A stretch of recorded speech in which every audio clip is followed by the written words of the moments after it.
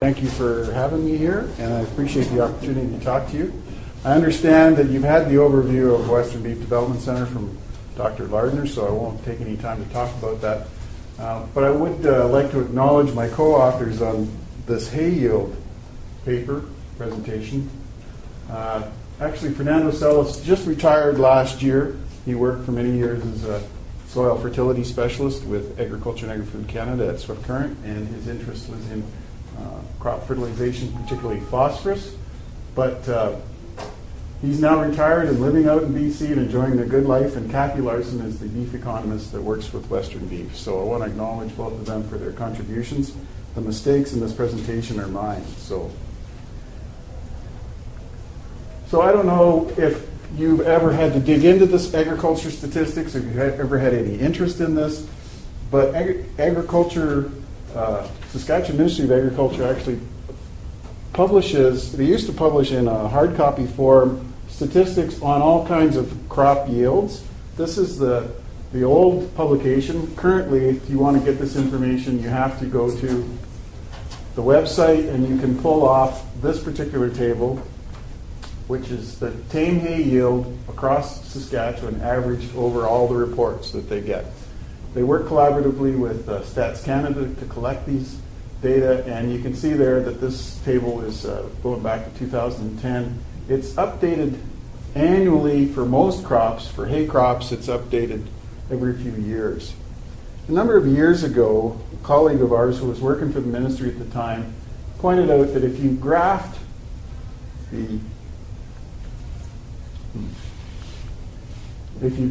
the hay yield reported in these statistics against the years, you get an interesting relationship. How many here have had statistics class? Okay. So you'll understand this regression, but I'll go through it really quickly. Regression is a technique that we use in statistics where we take all the scatter of these yields, and you can see that there's lots of variation from year to year in the average hay yield for the province, but you try to minimize the sum of all the distances between these points by creating a line that fits through them. And so we do that with this regression procedure, and some of the statistics that come out of regression analysis, you get a slope, and in this case the slope here, shown as B, has a negative value, minus 18.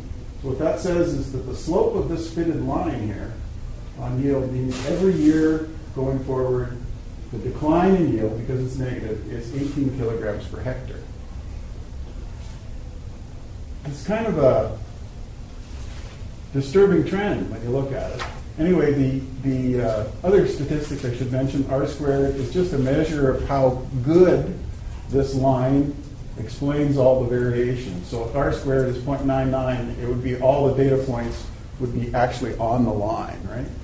And if it was 0, that means it would just be a big cloud of points, and there's really no trend or no way to fit a line to that. But here we have a line, and we can say that the R-squared is 0.125, which is low, but it is statistically significant here. The probability of that being by chance is 0.05 or 5%. So we looked at this, and a few years ago we did an analysis. I'll just explain that we first did analysis between 1972 and 2003. Here's a drought here in 2001, 2, and 3 that had a major impact on hay yields across the province, where back in the 70s there was good rainfall every year, and so yields were higher. And so we drew this relationship, and the R-squared was higher and the slope was even more negative. And we got criticized. The people who looked at this information said, well, you just had a wet period at the beginning and a dry period at the end. So we went back and added quite a bit more data. And in this graphic, I'm showing the yield up to 2012. But these last 4 years here are really estimates because they're not reported. I think 2010 is the last yield reported in the statistics. And we did I think 2010 to 12 is the estimate actually. Anyway, we did estimate some of these last few years. So we got some wet years after the drought. We had some droughts back here in the 80s. And those weren't surprising either, because those of us who've been around for a long time remember some of those years. But when you draw this regression line, it's a disturbing trend, because what it suggests is that on average, across the whole province, as we go forward, our yields aren't increasing, which we hope for with improved technologies, but they're actually decreasing. And we started looking into why this might happen. One of the problems for looking at these kinds of statistics is that the Stats Canada data on hay is really kind of limited compared to some of the other crops. Okay, so when I show this graph and ask producers what, and researchers and research funders, what do you think? Shouldn't we be looking at this particular question? I often get some negative reactions to my regression equation here. They say, well, producers don't actually report accurate yields to Stats Canada. When they get the phone survey and they say, well, what was your hay yield this year? Oh, it was, whatever. Particularly since we stopped handling small square bales. Those of us who did that for a long time as young people rejoiced when we went to round bales and had to mechanically move them. But they don't weigh round bales, so they only count them. Well, I think if you're a beef producer and you are counting on winter feed put up in round bales, you have a pretty fair idea how many tons you're getting off of your hayfield. If your hayfield's 160 acres and you got 320 bales, you're pretty happy. You know generally what the average weight is. So I would say that that's an unfair criticism. The other one, well, that's Stats Canada data, that's survey data, it's faulty, and you can't rely on it. I don't buy that because all the other crop commodities use Stats Canada data when they talk about what's happening in canola or wheat. And so we can use it for those crops, but we can't use it for hay. Well, that's not fair either. I mentioned it's caused by drier growing seasons. Yeah, well, we've got some wet years in the last 3 for sure. Climate change is to blame. It's happening everywhere. Well, is climate change to blame? And this is, I think, 1972 to about 2003 data. And I just put on here the atmospheric CO2 concentration. That's global, reported from the observatory in Hawaii. You can pull that information off the website yourself. And if you graph the hay yields in those years, you get a significant negative regression line. Again, significant down here. So, yeah, you'd say, oh, well, yeah, it's climate change. CO2 is increasing, hay yields are going down. That's the explanation. The problem is, it's counterintuitive, for one thing. You take a C3 photosynthetic crop, like most of our forages. We have a few that are C4, but most of them C3 photosynthetic systems. You expose those plants to higher levels of carbon dioxide and growth rate goes up. Photosynthetic rate is increased, right? So this is counterintuitive that there'd be this relationship. So what's going on here is a thing in statistics that you may have heard this term in your statistics class, collinearity. These two parameters look like they're related. Hay yield and atmospheric CO2 concentration look like they're related because we can draw a significant relationship, but there's actually something else that's happening. Something that's happening at the same time that is actually causing our hay yields to decline at the same time as CO2 concentrations are going up. So that's what we put that down to. Oh yeah, I talked about this already. The wet years in the 70s and the drought years, yeah, that didn't turn out when we added the additional data and we reanalyzed. So we went back to 67, we added 6 years back there, and I've taken it up to 2012 in that graphic that I started with. When you reanalyze the data, yeah, the slope changes, but it's still negative, it's still statistically significant. We have a declining yield trend in Saskatchewan hay yields. So what about in other provinces? And I got a hold of some data through a colleague at PFRA, and this was from 1986 to 2005. And so we took Quebec hay yields and ran the regression. Sure enough, it's significant for Quebec, also declining. Ontario, also declining. And note the R-squared here, 0.72. That's pretty high compared to some of my regression lines. You see almost a good fit on top of that regression line there, and a significant reduction in hay yield in Ontario. Not a very good fit in Manitoba. The R-squared is 0.2, but again, a statistically significant negative slope on the regression line in Manitoba. Alberta, again, pretty high R-squared, 0.75. Also, a negative slope on the regression line, showing this declining hay yield. Now, again, I'll get criticized on this one because, yeah, in the early 2000s, that drought that affected us was certainly affecting Alberta, but I note that in these data, we did not make any effort to take out irrigated yields. So the irrigated yields in southern Alberta on hay production were included in the provincial-wide average.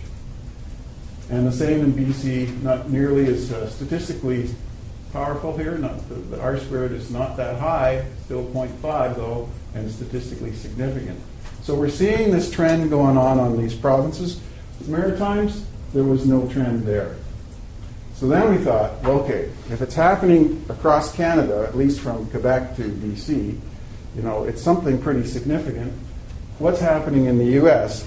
Well, the U.S. is very different than we are. They have a longer growing climate, very variable growing conditions, right, from the Gulf Coast all the way to the northern Great Plains. So we took Montana and North Dakota data. And it turns out that the National Agricultural Statistics Service, which is a part of the division of the USDA, does report hay yields in tons per acre. You can see these here. If you want, you can basically work those back to about 2,000 kilos per hectare is 1 ton to the acre, approximately. But anyway, over time, in Montana, we've seen an increase in hay yields up to the 1990s to about 2,000, and then it's kind of leveled off since then. And so we get this curvilinear relationship. I didn't show all the statistics here, but they are significant.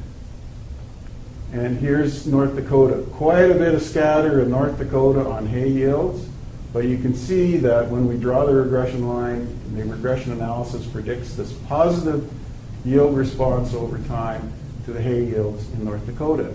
And I think that's what people generally assume we have, because we have new varieties and we have better seeding equipment and technologies coming into the system to allow us to manage for higher yields, but we're not getting them.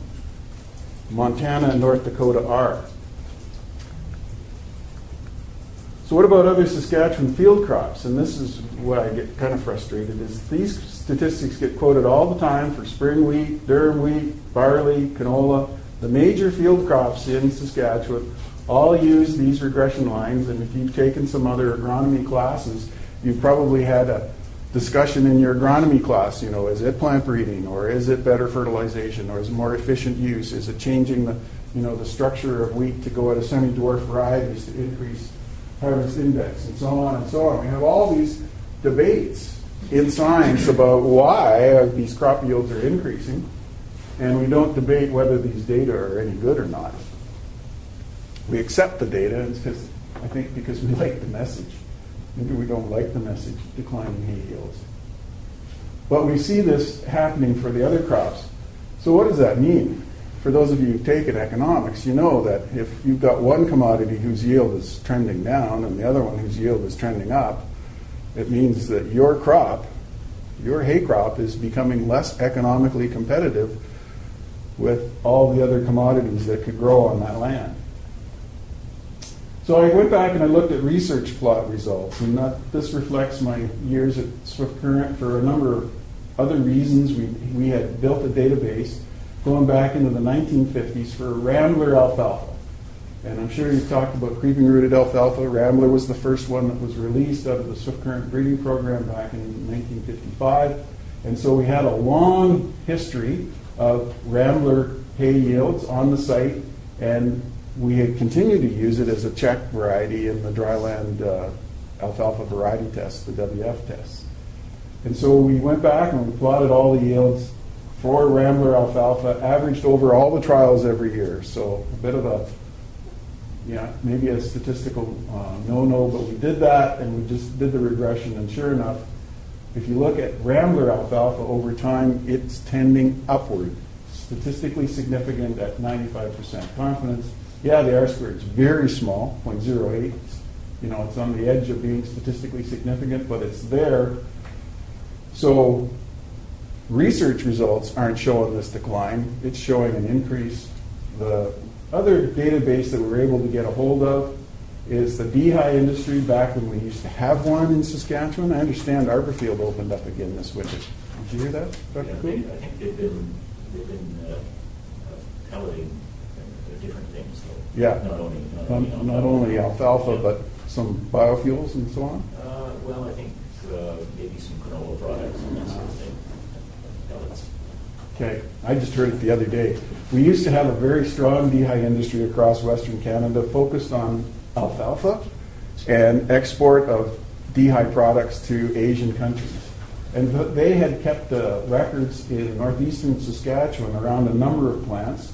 Dale Pokanen, who was the director of the Canadian Dehydrators Association, provided me with this database over about a 22-year period, I think it is, or 25-year period here, where they had recorded their alfalfa yields for their industry.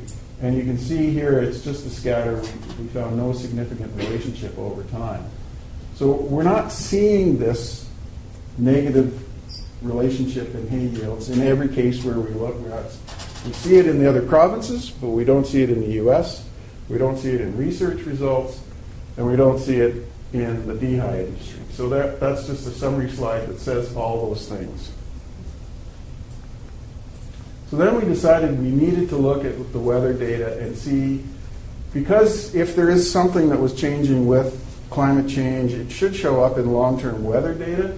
And what we did was, Fernando and I decided we would do this. We went back to 67, and through to 2011, we got weather data from 16 sites across Saskatchewan. And you can see them listed here. I don't need to read them all. But really what we tried to do was find sites where we had long-term weather records on the same location. And so the Saskatoon weather records on the airport is the long-term weather record. Swift Current, it's at the Ag Canada Research Centre there.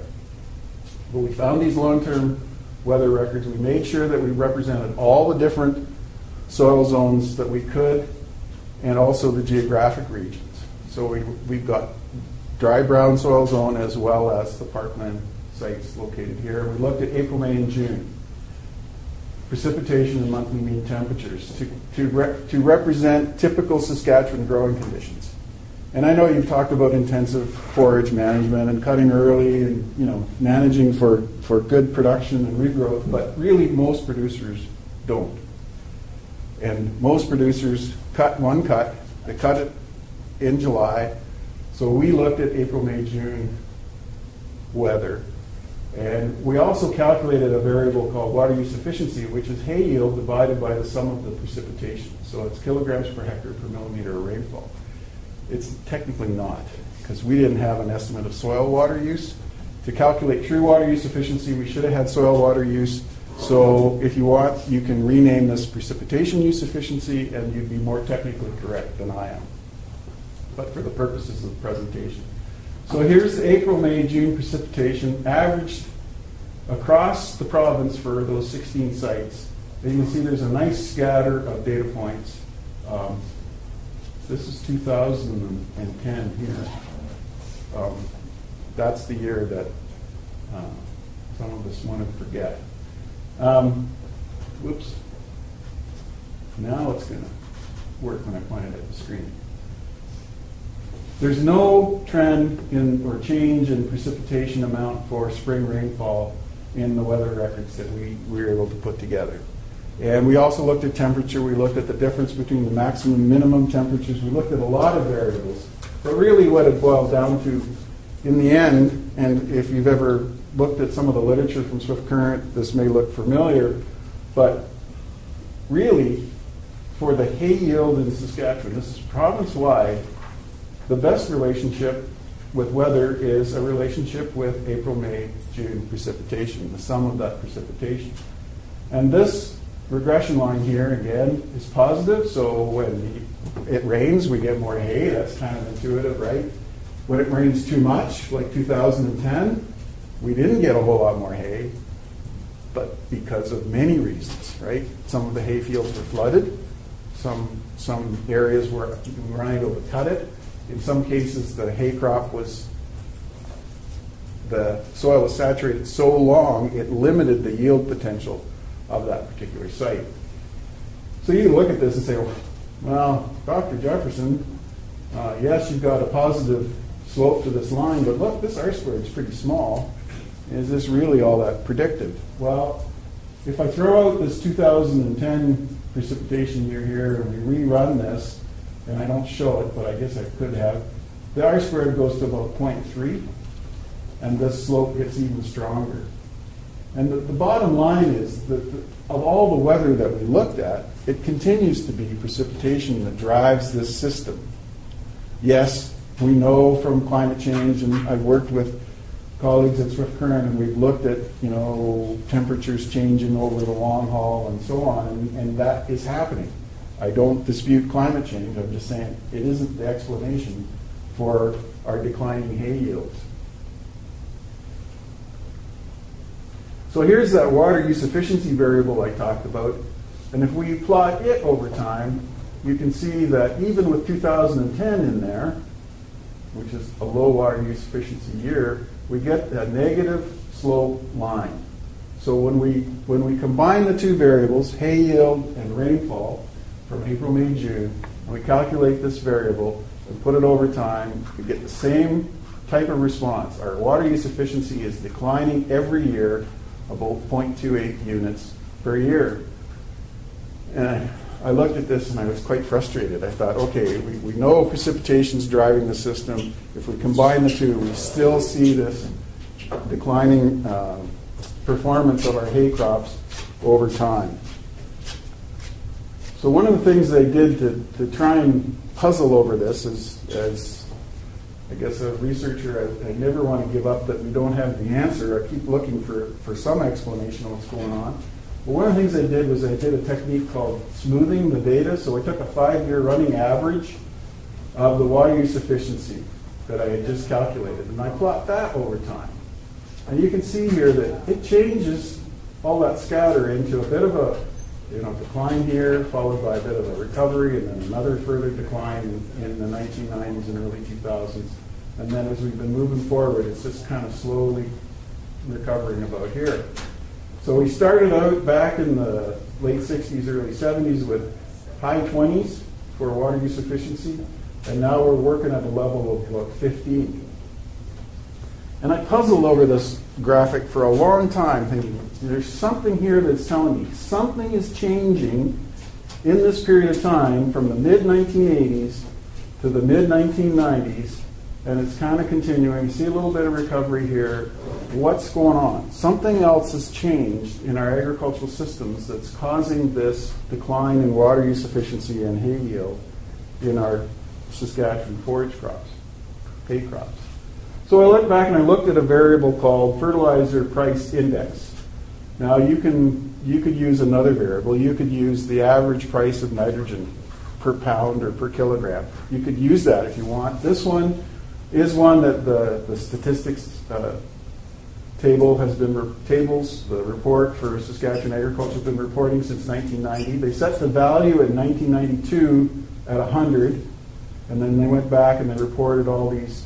And you can see here in the 1970s we had quite a steep rise in the value of fertilizer. This was the first two oil shocks. This was back in the days when oil was selling for $3 a barrel because we could pump it out of Saudi Arabia and ship it by ship to North America really cheap. And suddenly people in Saudi Arabia decided they wanted to be paid $20 a barrel. Fertilizer price went up. Then there was this long period through the 80s and early 90s when it stabilized. It went up again here in 97. This was the last time wheat was worth something. Does it get a message here? And then since the early 2000s, it's been going up and up. And I didn't put on the last, about 7 or 8 years here because I'm not sure that the numbers are right. I've been calculating this myself. And the last number I had for 2007, I think, was about 240 index value. So fertilizer's definitely gone up in price. It's a reflection of its relationship to fossil fuel price. So if you regress fertilizer price as your X variable here, fertilizer price index, and you see I went up to the 240 index value here, and you show the 5-year smooth water use efficiency variable against that, again, we get a negative relationship. So as the fertilizer price has been going up, our water use efficiency is going down. The slope is negative, you see here. R squared is not bad, 0.45, statistically significant. Looks like lots of funny things happening here with some of the scatter on these points, but the trend line is there. And I just show you a picture here of a fertilizer response experiment that Dr. Sellis and I were working on back in Swift Current days of nitrogen, phosphorus, potassium, and sulfur on about a 50-year-old stand of crested wheatgrass. And yeah, you can get a response even in 50-year-old crested wheatgrass if you go high enough with nitrogen. But why would this be? Well, it kind of intuitively, the explanation to me is, as fertilizer prices have been going up, we see some reluctance by producers to put fertilizer on forages. In Swift Current, when I used to talk about fertilizing forages for improved productivity, many producers at the meeting would push back and say, it's not economic. It's not economic. I can't guarantee the fertilizer response to pay back on the price of the fertilizer. And I'll show you some of that in a minute. In fact, there's this. So here's this experiment. I don't know if you know Swift Current, but there's the Patterson grain elevator right there. So this is the hill on the east side of the research station. We're up on top looking down into the Swift Current Creek Valley back here. This stand of crested wheatgrass, we're not sure how old that was, but we know it was seeded somewhere in the 40s or 50s. So in 2004, we put a fertilizer experiment on top of this, and we measured an increase in hay yield, significant increase in hay yield from 60 pounds of N or 100 pounds of N, which is great. And if you look at the literature, you'll see that over and over again. Forages, as Dr. Shano likes to say, are tremendously responsive to fertilizer. They're like nutrient sponges. And he's right.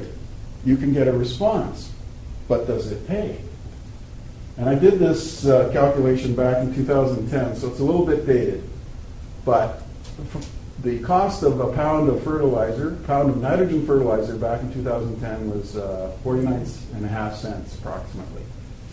And today it's about 63 cents. I think that's the last price I heard. I could be a little bit off, but significantly higher today. If we take our 0 versus 100 pound rate, we got 1,900 pounds per acre more forage. And if we calculate that value at 2 cents a pound, $40 a ton, we lost money. If you ask producers, if you ask cow-calf producers, and if some of you are from a ranch, go home and ask Dad or Mom, whoever does the books, what's our hay worth? And I've done this, and when we've done some of our Western beef cost of production analysis projects, I've sat in seminars where we ask producers, what's your hay worth? Well, about $45, $50 a ton. Really? What can you sell it for? Well, you know, the neighbor, he sold his hay for $100 a ton. So what's it worth? It's an important question to ask when you're doing your returns, your costs and returns to your beef enterprise. If your forages are undervalued, you just transferred profit from one enterprise to another. That's my soapbox. I'll get off it. If we use $100 a ton, 5 cents a pound for hay, we made money fertilizing that old crested wheatgrass stand and pulling off that extra forage, that extra hay. And this year, what's hay worth? I heard analysts at the beef industry conference back in January come up from the States. So he was an expert because he was away from home. And he said in the U.S., the average price for hay quoted by, I think it was USDA statistics, but anyway, from authority that he was quoting, said the average price for hay in the U.S. was $143 a ton. So well above this price here, for sure. And you say, well, there was a drought in the U.S., they were short of hay. Yes, all those things are true. And that doesn't negate the fact that you have to consider the opportunity cost of your forage. If you put it into your beef enterprise and undervalue it, you just transferred profit from hay production to to your cow-calf enterprise. I kind of get on this a little bit because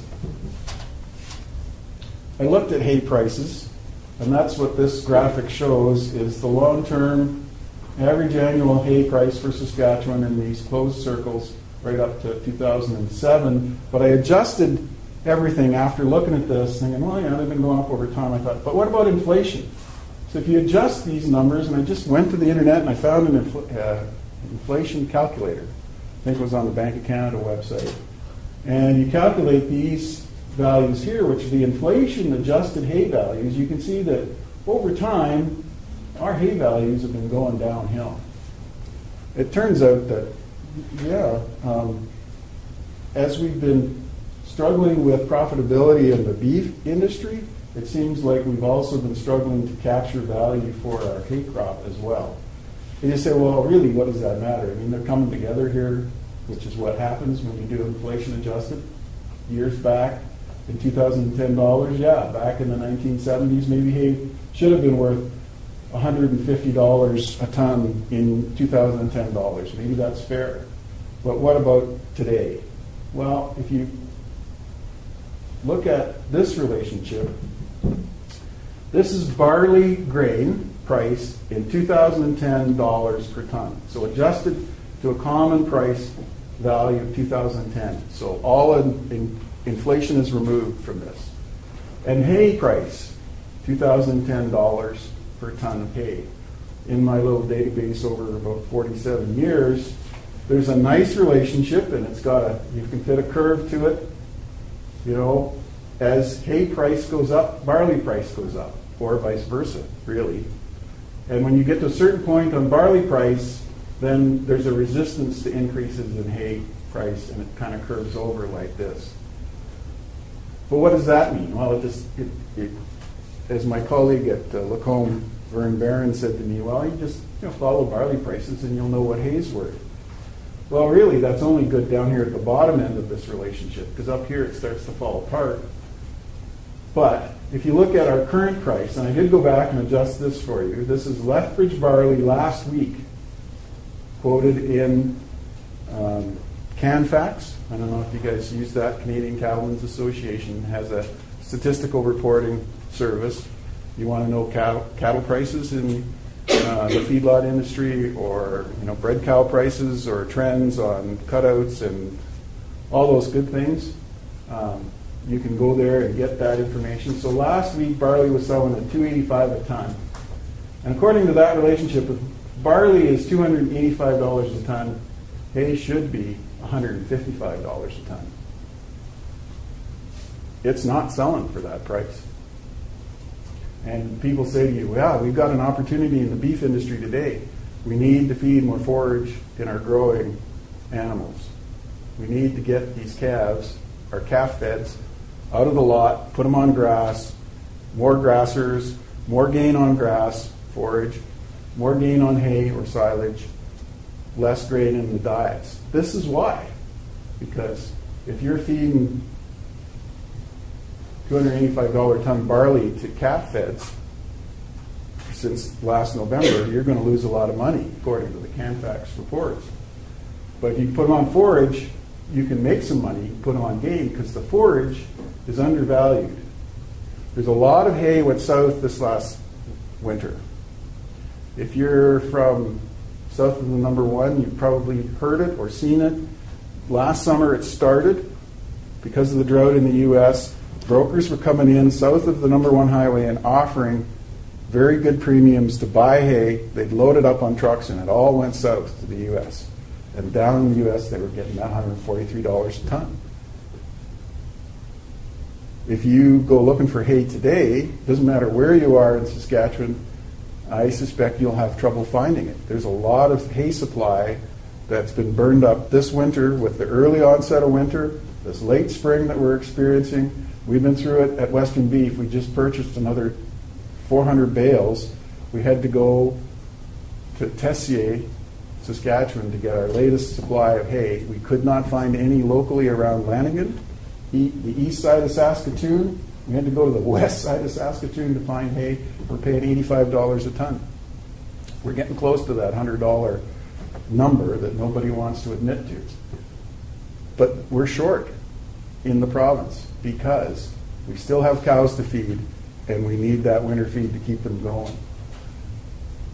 Anyway, I'll get off my soapbox about hay price, but I think we definitely undervalue, in the beef industry, we undervalue what hay is really worth. This is a graphic that shows the beef cow numbers in Saskatchewan, and this number gets pretty important as governments are making decisions. They track this, and they'll report it. Actually, Stats Canada reports it twice a year. These are the January 1 numbers, I recall. They also report a July 1 number, but it's beef cows. So you can see we had a peak in the 70s, and then it slid off here. This is also the period, about the time that we had our last really good prices in the grain sector, and a lot of guys got out of the cow-calf business and specialized into grain, so we had a decline here.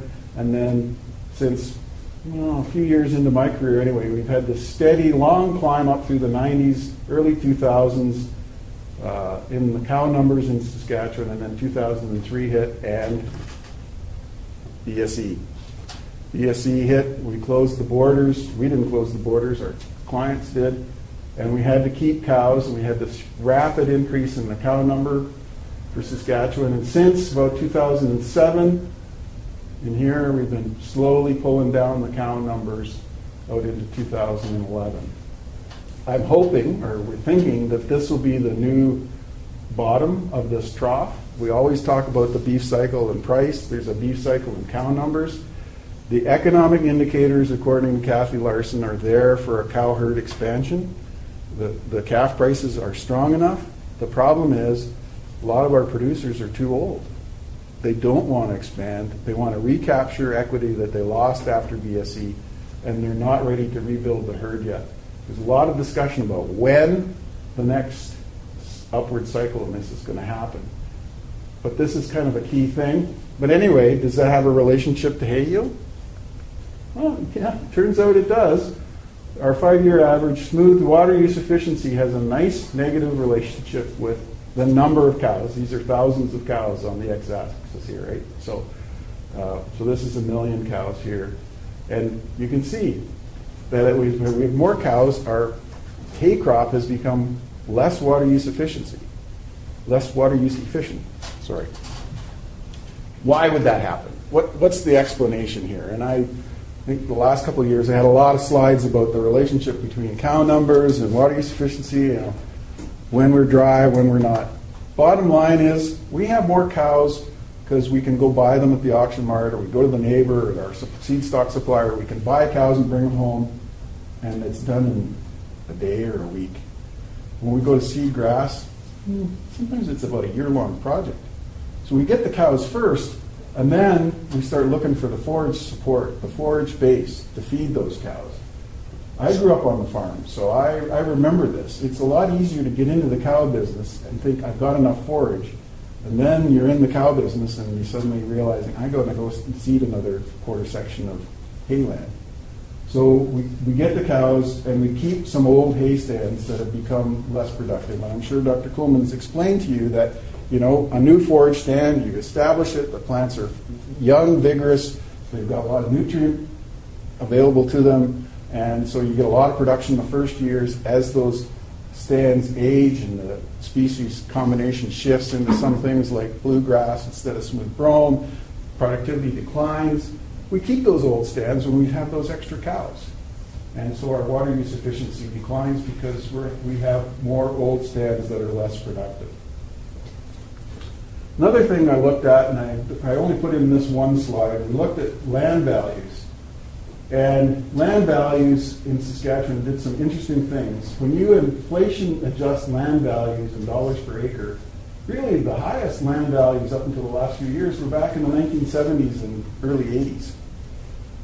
And then we had a long, nice decline in land values down to about $300 an acre. And it stayed there for the 1990s and the 2000s. And now, I didn't put it on here, but more recently, of course, we've seen land values climbing again. And I think as a producer friend from just outside of Humboldt said to me, I said, I'm not sure that our land values reflect the productive value of our land, or is it just inflation? People have money, they want to invest in land.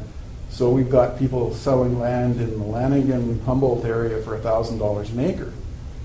And I said, man, maybe it's just inflation and speculation. And he said, well, maybe, or maybe it's just we've undervalued our land for a long time compared to Alberta, where they've had $1,000 an acre farmland for a long time. Anyway, there's a relationship between land value and water use efficiency. And here it is. I didn't draw the curve, but you can kind of see it here. Up to about $400 or $430 an acre, all these low water use efficiency values occur. And then when we get up to about $600 an acre, all of the high water use efficiency values occur. So why would that be? Well, it's kind of simple. If you pay a lot for land, you want it to produce per acre. If land is cheap, you can buy it cheaper than you could put fertilizer on your own land. You know, if it's going to cost you $200 an acre to put fertilizer on your hay crop to produce what you could get out of land that you could spend $350 or $400 to buy, you might go buy more land. And I think that in the brown soil zone, I ran into that. I saw that with producers saying, it's not economic for me to fertilize my hay crop, but it's economic for me to go and buy land that my neighbor's getting out of the business. I'll go buy his land for $400 an acre instead. And then there's this trend. And I know you've probably talked about summer fallow acres and how that's changed. So I don't want to spend a whole lot of time on it. It's just been dramatic in Saskatchewan that we used to, in the 1970s, till and not grow crop on the largest area of arable land in the province. You know, the joke was that summer fallow was the biggest crop in Saskatchewan. We even had government programs in 1970 to pay producers not to grow crop the summer fallow. Good idea.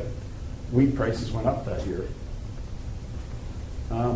So since the 1980s, with the advent of air seeding and glyphosate for broad spectrum weed control, more technologies and seed placement, fertilization of annual crops, we've been able to move this system out. We've seen this big reduction over time in summer fallow acres across Saskatchewan as we've moved into extended crop rotations. Even in the brown soil zone, yes, you still see some fields that are wheat fallow rotation. Still there, but less and less so every year. The parkland, we practically see no summer fallow today, right? But back in the day, it was very common.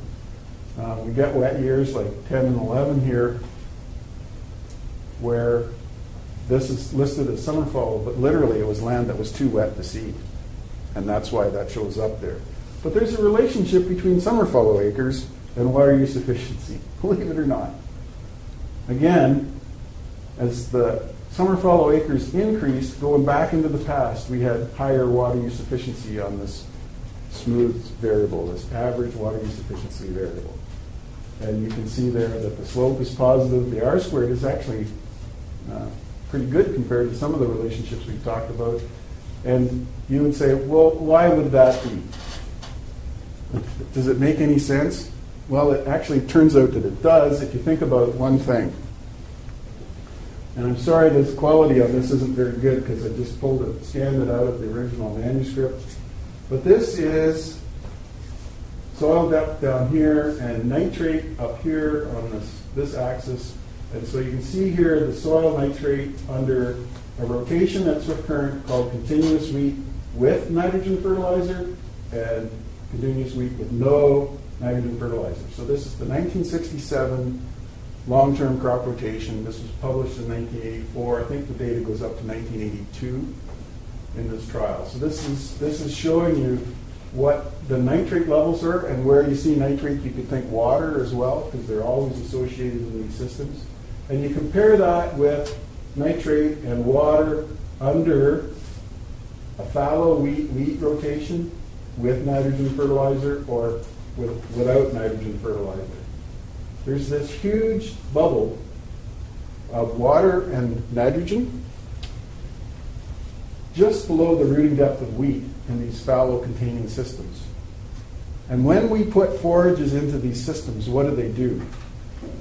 They root below this depth for sure. And I didn't put it in. Herb Cutforth and I did a project a few years ago. We reported water use of dryland alfalfa at Swift Current down to 10 feet. And we think it actually went deeper than that. So if you've got perennial forages that are exploiting this nutrient and water resource down here at the beginning of their life in particular, probably for the first year or 2 years as they develop their root system and they go deep, you'll get increased yield out of this system compared to this system from forages. So the decline, the reduction in summer fallow can be easily, the relationship between the decline in summer fallow and the decline in water use efficiency or hay yield in Saskatchewan can be explained by this very thing: stored water and nutrients at depth. Okay, so, well, really, you've talked about all these variables, right? We talked about the cow herd change, we talked about the fertilizer price, the land price, and now summer fall acres. Which ones really affect yield and water use efficiency? So we use a technique, a statistical technique called stepwise regression. What it does is it basically compares all possibilities and picks the variables that do the best job of explaining the variation in the variable you want to explain. That's my quick and dirty explanation of stepwise regression. This is the output. We're looking at this variable called the water use efficiency on the 5-year smoothed average, and we input summer fallow acres, fertilizer price index, beef cow numbers, and land value in 2010 dollars. And we ask it, okay, pick the variables that does the best job of explaining the variation in this. And here's what it picked. The first one it picked, summer fallow acres, R-squared of 0.56. Second one it picked, beef cows, explaining additional, about 5% of the variation went from 0.56. Adding beef cow numbers, it went to about 0.62. It didn't include land value or fertilizer price index. So what stepwise is telling us is these two variables are the ones that explain all the variation and the decline in water use efficiency. Okay, that's pretty interesting. As the summer fallow acres, what I'm just putting these arrows in here to remind myself to say, as the summer fallow acres increase, right? Well, okay, let's say it this way. As they decrease going forward, water use efficiency will decline. As our cow numbers increase, our water use efficiency will decline. But then you come back to your question, which I hope you've been thinking about, is, hey, he's been talking about water use efficiency and all this stats. Really, what's causing this relationship? And I put this back up. This is what we started with at the very beginning. This is the average hay yield across the province over time, showing this negative relationship. How would stepwise explain that? Well, here's what stepwise tells us about hay yield. And I included precipitation because we knew precipitation was important. And sure enough, out of these 5 variables, stepwise picks out precipitation, but first it picked out summer fallow acres. And the summer fallow acres explains about 24% of the variation in Saskatchewan hay yield. Precipitation is the second variable and predicts about another 21%. So the first variable it picked was summer fallow acres. The second variable it selected was precipitation. I thought it was going to be the other way around. Honestly, I wasn't sure, but I thought precip would be the first thing that stepwise would pick out. So what is this telling us? Well, it's telling us that hay yield is declining because we have this changing cropping system going across Saskatchewan. In your lifetime, in your parents' lifetime for sure, we've seen this huge decrease in the practice of summer fallowing, and it's affecting hay yields. So my conclusions on this presentation, which is good because I need to get to the second topic. Hay yield decline is real. I don't care what people say, and they want to criticize my stats. They want to criticize the Stats Canada data. Yes, you do whatever. All the criticism is certainly probably, well, no, it's warranted, but I still think it's a real effect. It's there in water use efficiency for our hay crop, April, May, June precipitation, our changing crop system, and maybe beef herd size. I threw that in there because I'm still not sure. It looks like these three are important. But I get thinking about it. Yeah, okay, I can understand what's happening. Montana and North Dakota, they still use summer fallow quite a bit more than we do, so maybe that's why their yields aren't affected. But Ontario and Quebec don't use summer fallow. They don't have that in their crop systems.